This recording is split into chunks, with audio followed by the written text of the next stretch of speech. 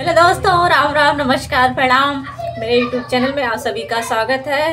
तो दोस्तों, मैं गाने जा रही हूँ। बहुत ही प्यारा पति पत्नी का नोक झोंक है। अच्छा लगे तो कमेंट में ज़रूर बताना कैसा लगा। और अगर चैनल पर नए हैं तो चैनल को सब्सक्राइब करिएगा, एक लाइक करिएगा और ज़्यादा से ज़्यादा शेयर करिएगा। और वीडियो को पूरा फुल वॉच करके देखिएगा तो सुनिएगा, तभी आनंद आएगा। तो शुरू करती हूँ, देर ना करती हूँ, ले चलती हूँ मेन मुद्दे पे। सुनिएगा ध्यान से।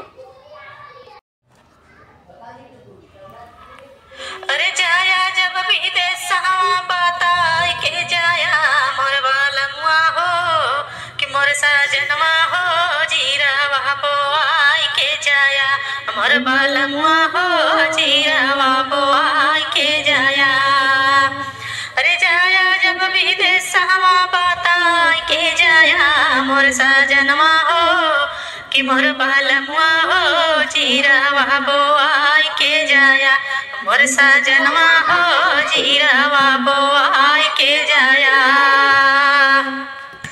अरे परती परल बाटै खेतवा मोर बालमुआ हो खेतवा जोतवाई के जाया मोर सजनवा हो खेतवा जोतवाई के जाया।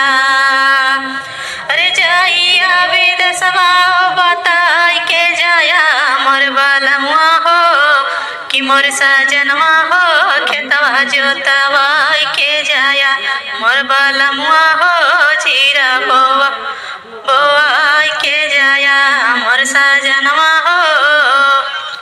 सासन नदिया रोज करली झगड़वा हो सासन नदिया रोज करली झगड़वा हो मोर बालमुआ हो उनके सामो जाय के जाया मोर बालमुआ हो उनके सामो जाय के जाया मोर सजनवा हो खेतवा जोताय के जाया कि मोर बालमुआ हो जीरावा बोआई के जाया। अरे जइहा जब विदेशवा बताई के जाया मोर सजनवा हो कि मोर बालमुआ हो जीरावा बोआई के जाया मोर बालमुआ हो जीरावा बोआई के जाया। अरे कहीं लड़कवा भी न सोना भैया गानावा हो सोना भैया गानावा हो। अरे कहीं लड़कवा भी न सोना भैया गानावा हो सोना भैया गानावा मोर बालमुआ हो कि मोर सजनवा हो लाला ना हो आई के जाया मोर बालमुआ हो लड़का हो आई के जाया मोर सजनवा हो जीरावा बोआई के जाया।